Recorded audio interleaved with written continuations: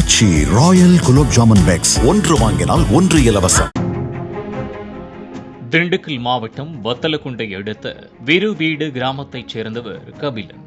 22 வயதான கபிலன் சென்னை துறைமுகத்தில் container lorry டிரைவராக பணியாற்றி வந்துள்ளார். கபிலன் அதே பகுதியைச் சேர்ந்த 17 வயது சிறுமியை காதலித்து வந்துள்ளார். கபிலன் காதலித்து வந்த அந்த சிறுமி கபிலனுக்கு தங்கை உறவு முறை என கூறப்படுகிறது. இதனை அறிந்த சிறுமியின் தந்தை மணிகண்டன் கபிலனை எச்சரித்து வந்துள்ளார்.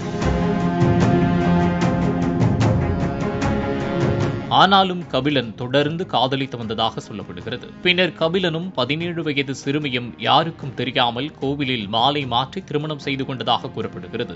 இதனையடுத்து கடந்த 6ஆம் தேதியன்று கபிலன் சிறுமியை காண சிறுமியின் வீட்டிற்கு சென்றுள்ளார். அப்போது வீட்டில் இருந்த சிறுமியின் தந்தை மணிகண்டனுக்கும் கபிலனுக்கும் தகராறு ஏற்பட்டுள்ளது. இந்நிலையில் மணிகண்டன் மற்றும் மணிகண்டனின் உறவினர்களான பொன்ராம், பொன்னையா ஆகிய 3 பேரும் கபிலனை அரிவாளால் சரமாரியாக வெட்டியதாக கூறப்படுகிறது. மேலும் படுகாயமடைந்த கபிலன் விருவீடு அரசு ஆரம்ப சுகாதார நிலையத்தில் அனுமதிக்கப்பட்டுள்ளார். ஆனால் சிகிச்சை பலனின்றி கபிலன் உயிரிழந்துள்ளார்.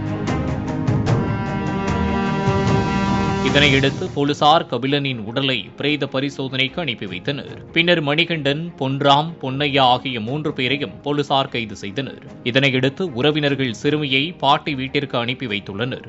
காதலன் வெட்டி படுகொலை செய்யப்பட்டதால் மனவேதனையில் சிறுமி இருந்ததாக கூறப்படுகிறது. கடந்த 9ஆம் தேதியன்று வீட்டில் யாரும் இல்லாத நிலையில் சிறுமி தூக்கிட்டு தற்கொலை செய்து கொண்டுள்ளார். போலீசார் வழக்கு பதிவு செய்து சிறுமி உடலை கைப்பற்றி பிரேத பரிசோதனைக்கு அனுப்பி வைத்தனர்.